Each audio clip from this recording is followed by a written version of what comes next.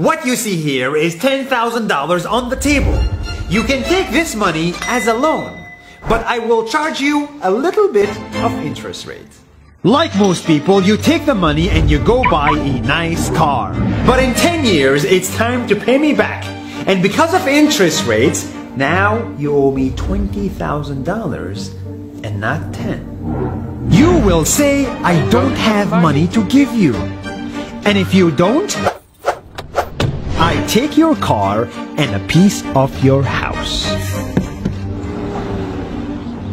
Damn. This is how debt works. And after 3 years of traveling the world, I noticed that this is exactly what China is doing. For example, take the small island nation of Sri Lanka.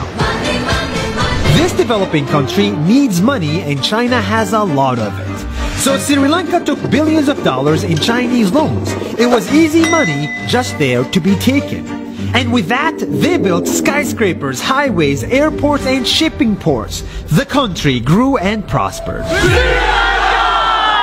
But few years later, this easy money came with interest rates, and Sri Lanka was so much in debt that it couldn't pay back China its money.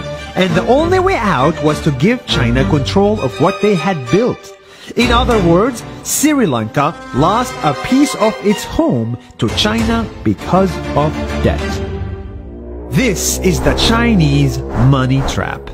And it's a real thing I saw all over the world.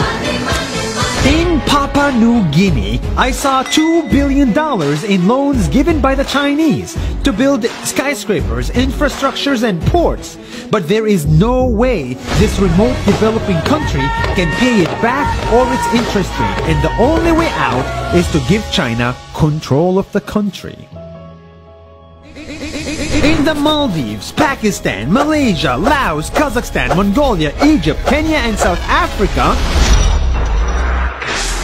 the same thing is happening, and many countries are struggling to pay back Chinese loans. If you look closely, all these infrastructure projects like highways, ports, and bridges connect to China through the sea or through the land to form something far bigger, far more powerful than just a bridge.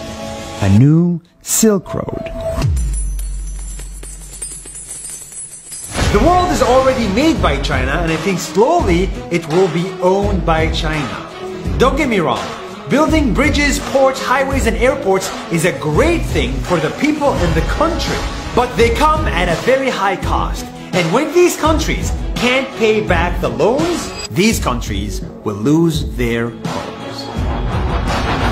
One thing my parents had taught me is that there's no such thing as a free lunch or a free ride. So if we're not careful with our money or other people's money, then we better start learning Chinese.